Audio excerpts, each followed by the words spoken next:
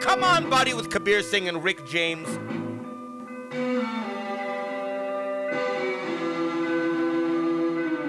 Do the intro? You want to do the intro? It's your thing. Ready? Yep. 1, 2, 3. Hi, guys. Welcome to another episode of Come On Buddy with Kabir Singh and Ric James. We're here with one of our favorite comedians, Chris Cope. Hi. Chris Cope, buddy, how's it going, friend? I'm good. I'm in your comedy competition. I'm in the finals. Why would I not be? Hey, every time I see him, he looks like he's just coming off a Hawaiian vacation. Very nice. Can you please explain to the viewers, all four of them, Yes. when this airs, why this shitty background that we're in a hotel room? In Carson City? Yes. Don't shit on it. It's free rooms. Come on, buddy. Yeah, man. I'm happy with it. I'm not shitting on it. I'm just like, everybody's going to look at the decor and be like, what's going on? It's really cool. So we're in Carson City right now for the Kabir $5,000 challenge. A lot of great comedians. By the way, it's great that we're doing this series because we interview a few other comics that are on it. Okay. Chris Cope is a former winner of the Big Sky Festival. He's been on Conan. These are the kind of comics that are here. We have a tremendous amount of comedians that have won a bunch of comedy competitions. As for you, Chris, during this comedy competition, which you advanced in yesterday, I believe, how does it stack up to other comedy competitions that you've done? This has been one of the tougher ones. This is tough, no? Last night, everybody went up and threw heat, and I was like, okay. Like, I walked off stage, I'm like, I feel like I had a good set. Can you not hear me? I can hear him. Barely. I'm talking in Barely? Oh. Can you hear me? Does he sound I good can hear you. soundtrack-wise? It's fine. Maybe. But, Continue. when I got off stage last night, I was like, I did my best. I feel like I did my best. If I didn't advance, I wouldn't have felt slighted. You know what I mean? Like, when sometimes you get beat, you just get beat. Yeah. There's no, if I go out there and throw my best shot and yours is just better that night, I'm not going to be mad. Right. I left it all on the stage, and so did everyone else. Do you get personal when you... Have you done comedy competitions? Have you lost in the past? I'm assuming. Of course. We all have. I got really mad at, but it was the Atlanta Comedy Festival, or Laughing Skull, excuse me. Laughing Skull, friend. But the thing is, one of the guys, I won't say his name, one of the guys was a judge, who was one of the judges on one of my nights. I had broke his balls at Big Sky when he didn't make the finals. Mm-hmm. When he came in all... Who was it? Uh, Nobody gives a shit. No, it's not worth it. Okay, buddy. It's not worth bringing that back Look, up. That's the first time I seen you pull back in 2 days. I was recording. So you gave him some shit and he won it? No. He and when he got to Big Sky, he had already won Laughing Skull, so he felt like he was the next. He was like, "Oh, this is mine to lose," and I just kept kind of breaking his balls. Oh God, tell me who it is. I'll tell you afterwards. Off then, camera. And then when He's not even listening. He's trying to figure it out. When he didn't make the finals, I really let him have it. Good. And I think he just kind of got a little mad towards me. And then when I saw him as one of the judges, I'm like, they could be on the table clapping for me, standing and clapping, and he'll still go, nope. Yep. Oh. Well, here's my thing, Chris. So, real quick though, it's really funny with these comedy competitions. When you sign up for a comedy competition, Rick, nobody should be big timing anybody. We're all in the same comedy competition. It does not matter what you've done in the past. Yeah. And I feel like I have done comedy competitions in the past where people were kind of big dicking people, and I was like, not me, of course, because I'll slap them in the face, but You'll slap them or get slapped? No, I'll probably get slapped. I'll have other people to slap him in the face in the future. Oh, okay. But it is interesting because I feel like when you're in that pool, come on. I mean, it's not the Olympics. You're not the USA basketball team, shitting on Iran here. We're all very even. No, yeah, and that's the thing. The reason why I kind of gave him shit was because of how he was acting. Yeah, that's inappropriate. It only kind of provoked it out of me because I'm like, oh, you want to act like that? Well, any chance I can to throw a little swipe at you, I'm gonna. Chris, did you do Conan prior to Big Sky? No, after. Afterwards. 3 Did that have years anything to do after. with getting Conan, or was that something else Yes different? and no. Okay, good. Because I want to tell all the comics. Sorry to interrupt you, but I want to really, this podcast is about a lot of stuff, but it's really about giving guidance to other comedians that have been successful in the past. So, doing these festivals do help. Yes or no? Yes. By far. Now yeah. I know Conan wasn't from Big Sky because you're a very talented guy. But the booker but for please Conan, do. Yeah. The booker was for there? Conan was there, and I saw him, and we, but I never really followed up with it. And then, I did. I just didn't get much any response. Right. Back.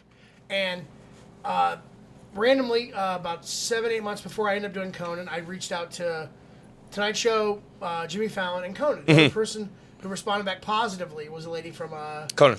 No, from Jimmy Kimmel. Oh. Jimmy Kimmel. So I spent 6 months with the booker at Kimmel, going back and forth with sets. Yeah, that's. I got my set approved. She goes, "I'll get you a date ASAP. Hang tight." A week later, I get an email saying I've been terminated.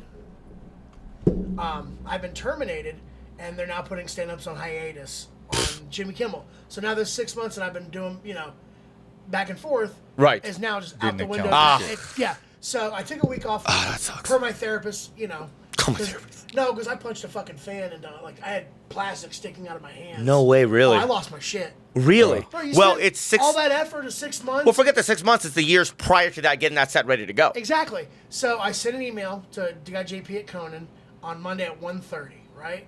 And 3:30, I got an email back. He going, "What do you want to do Wednesday? You busy?"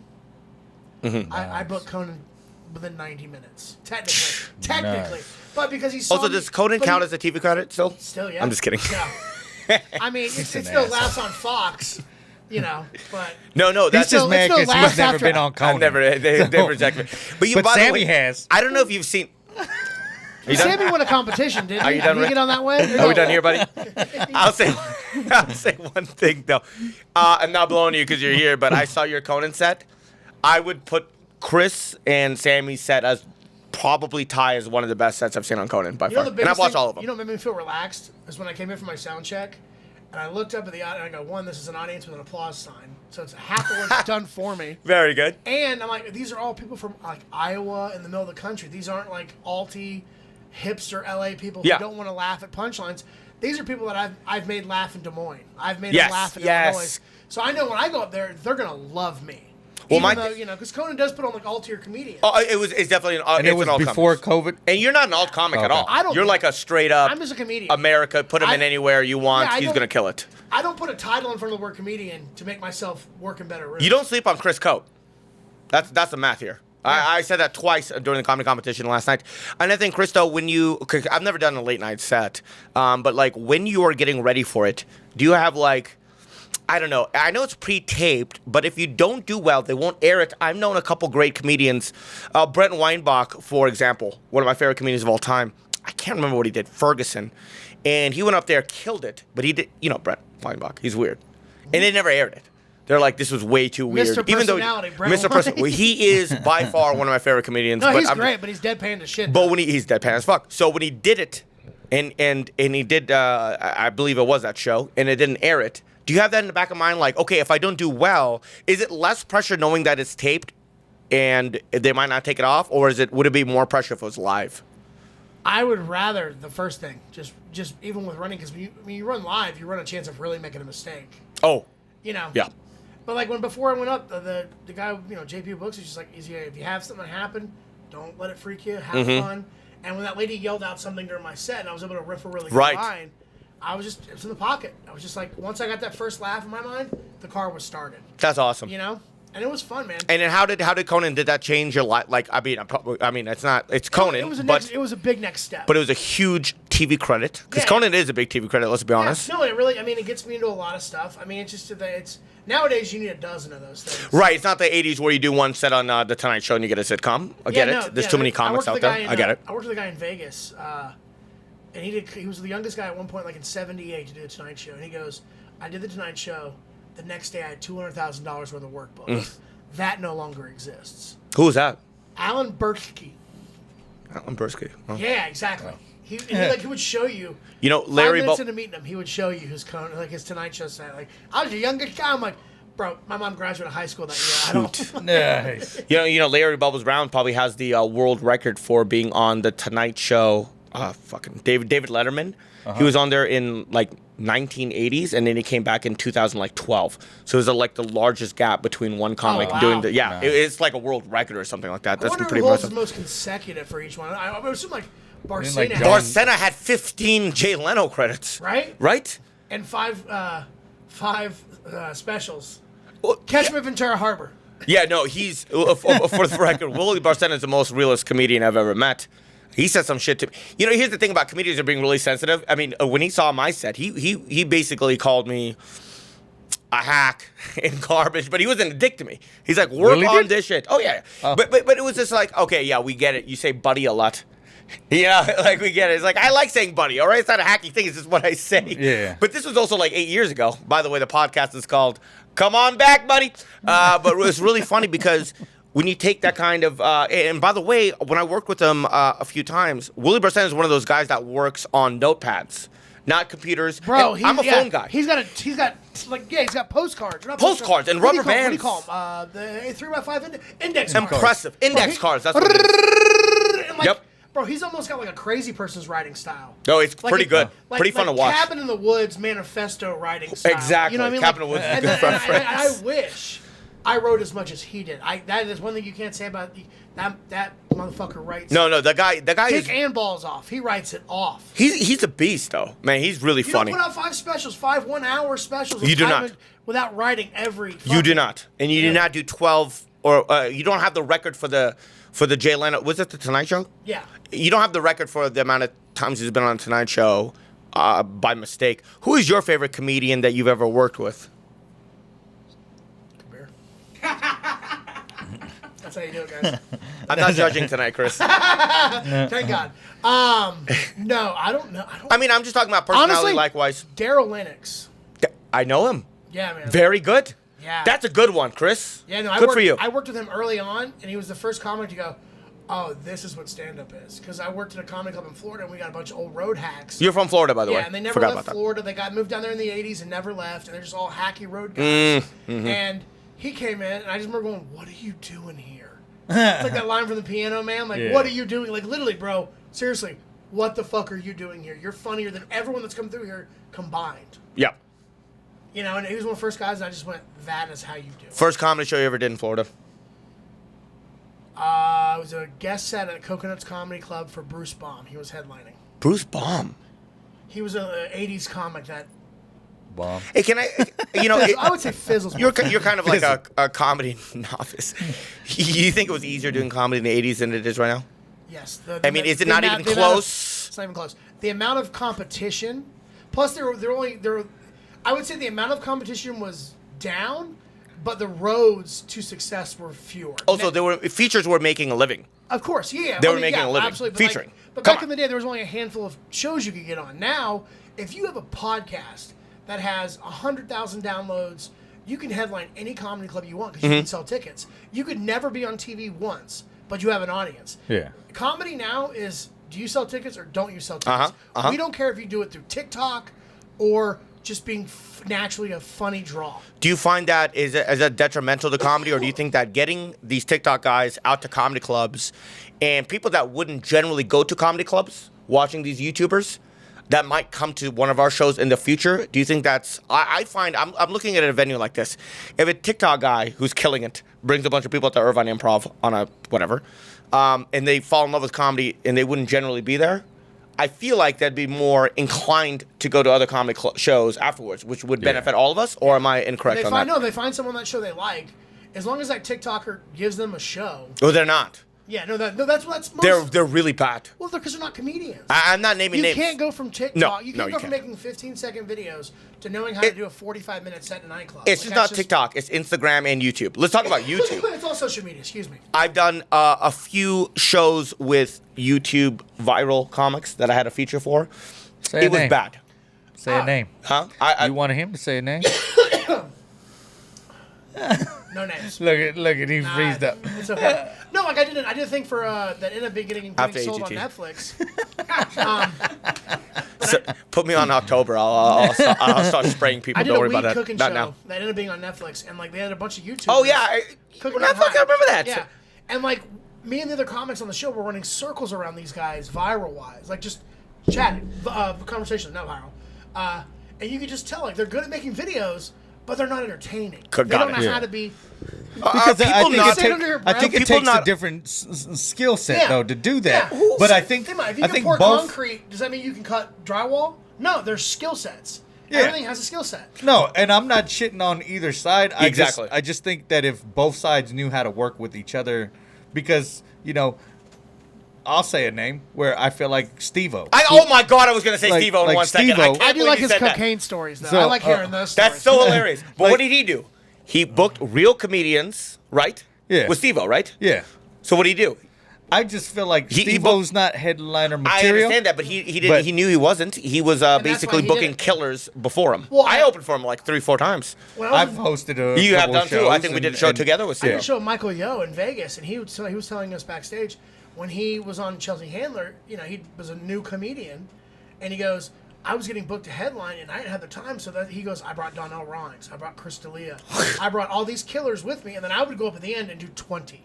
Okay. And then they go, but they got a full great show, and imagine with all those killers on Of course. But that's if you this is the best advice to any YouTuber or anybody that's Yes. not a stand-up. Go ahead. Bring good stand-ups with you, pay them appropriately, and have a tour where you can be the top dog. You can close it out. If you're paying me enough money, I don't give a shit if you want me to go cold open. You give me $3,000, I'll do 25 in front of nobody. Also, Chris, they have to understand that they have to put on a good show. I mean, these tickets aren't cheap. Because they're not going to come back twice. You'll sell These them, are special you'll sell events at the them Improv, so they're $25 a pop with 2 drink minimums. So it's $100 a person. Yeah, and if you spend $40 and people we're $60 out is a real big night. Yeah. And you don't deliver, you might lose followers on TikTok because of that, or whatever it is. They won't come back. Yeah. Yeah, they won't come back and see your show twice. They know That's that. actually the most ideal gig for me, actually. I love booking other comics, and I love sitting back and watching. Oh, I know he does. I love it. You saw me run the show yesterday. I was in there with a wireless mic. Give it up for Chris Cope. Look at me! Look what I did! No, but really, it's just like, at the end of the day, that people will come see you for name recognition. But at the end of the day, they do expect a good show. And, I want to mention a couple people, but I can't. I was in Arkansas 2 weeks ago, and I was sandwiched between 2 big names that was coming after me and before me. Let me get names. The one before me, Dane Cook? he's a part of the Adam Sandler clique. Oh, I love him. Rob Schneider's, I love him. Good guy. He just did Lake Tahoe with him. That's so funny. You specifically. Yeah, he's great. He's a very good guy, too. Yeah, but The anti-vaccination. They text each other and By shit the back way, and forth, the so he knew where he was that day when you said it. He's a great guy. I love him. We know. How do you do? He did great. And It was at a regular comedy club? Yeah, Where's this at? The Grove. And, So they didn't know Rob was there? No, he was. He did. People knew that he He was did there. like Monday, Tuesday, Wednesday, Friday, Saturday. Oh, he can do it. Yeah. No, and people were saying people, No. some of the audience members were going, I didn't know he was known for his stand-up, or as good as a stand-up as he was, because they just knew him from acting. He's been doing stand-up forever. I know that. You know that. Come but on. Not the average American knows that. And they're like, yeah, we were kind of surprised. He was really funny. We know what to expect. And I'm like, that's how it is like with those TikTokers and the YouTubers. If you're not known specifically as a stand-up, you're kind of a mystery when they come and see you live. Exactly. And he delivered, Yeah. He's I hilarious. did Tahoe. We were there with him on Tahoe. I featured thought for he him did a in Charlotte years ago. phenomenal show. 350 people wanted photos, and he took 350. He took every picture. I didn't get a picture. I couldn't. And I was backstage, Why but I not? think Yeah, I he pissed him was off. backstage. The cool thing about Rob is like the only thing that's getting shit on right now is because of the anti-vaccination shit that he's doing on Twitter and stuff like that. At the end of the day, if you're taking medical advice from Rob Schneider, and No shit. by the way, and I'm going to go the other way. I'm going the other way. If you're taking medical advice from Rob Schneider, and also you're still taking it seriously when you're shitting on him you're both on the same boat. If you're going to go up there and be like, Rob Schneider, shouldn't be telling people what to do. Why are you listening, you idiot? You're as bad as the people that would. You're probably worse. Everyone has an actually. opinion. You're the one who has to digest it and want to listen to it. I mean, it's Rob Schneider. Great guy. Killed at Lake Tahoe. Very nice guy. Big fan of him. Tipped me pretty good. Got him to the bar. He didn't want to go to the bar. Yeah. Dragged him to the bar. He I was like, Rob, let's go to the bar. Until He's like, people started fucking with him and wanted pictures. You forget that Rob Schneider is He's still a different Rob level. He's a Schneider. movie star. There's a difference between a famous comedian and a movie star. You forget Rob Schneider was in fucking Deuce Bigelow. I mean, Big he Daddy. had, Animal, from Was like it Adam Sandler 2005 to like 2010, Big he was Daddy? a lead actor. Big Daddy, was it? He had cameos. yeah, He's he had cameos but in- he also was a lead actor. I mean, he was a lead actor from like 2005 to 2010. Like the guy was the hot chick. A lead actor. You're right. Yeah. Lead actor. Lead actor. Yeah, he Lead. was. Yes, hot chick. Yes. Deuce Bigelow, all those. Yeah, he had a run. Good for him. Yeah. And he's a nice guy, and he's very good. He's from the Bay. He's a Bay Area guy. Oh. Good for him. Oh, is he? Yeah, he's from I don't know, Santa Rosa or something. We're from the Bay. We have to wrap this up because we're doing 15-minute segments. Perfect. But Chris Cope, I want to ask you 2 more questions. Okay. Real quick. 7 inches in Pisces. You guys ready? have been great. First of all, you're one of my favorite comedians. Oh, thank you. You too. I remember when you won Big Sky, which is a big deal, Conan, all that. You're a really good guy. But at the end of the day, what is your goal in the future right now?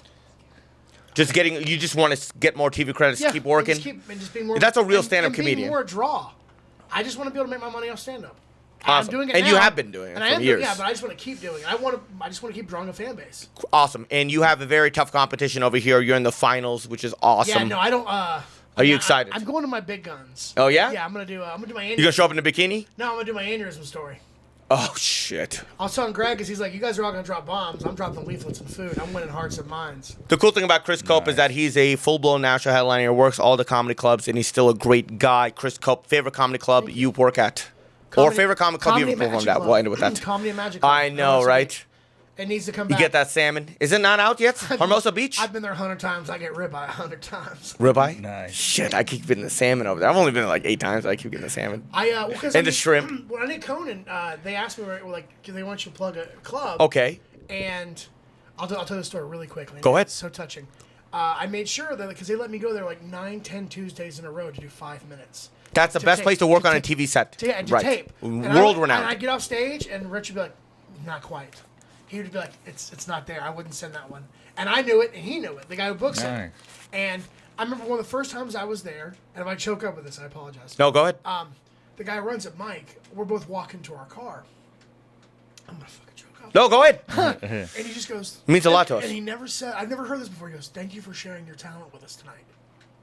Nice. And I never, from a club manager, owner, whatever, got that. And I just sat in my car and cried. That's beautiful. Yeah, so... It has to be. Well, here's the thing, though. No, it's awesome. But yeah, man, it's... It must feel good. It's all the work you put in, and you went up there and delivered the best set, and it is beautiful. Chris, you deserve everything you have, and I can't wait for the future success. Thank you so much for doing the likewise, podcast. brother. I love you, Thank Chris. Thank That was you. a beautiful. Thank Hey, you by very the way, much, thanks for Chris. saying that shorter. That's Sure, really man. good. And, All right. and great fucking set last Yeah, night, man, you fucking murdered it, dude. So if you're changing it up for tonight, man, I can only Well, we have to, wait. right? Yeah. No, we have to. Yeah, who gives a shit? No, I can prove I can win under any circumstances. So.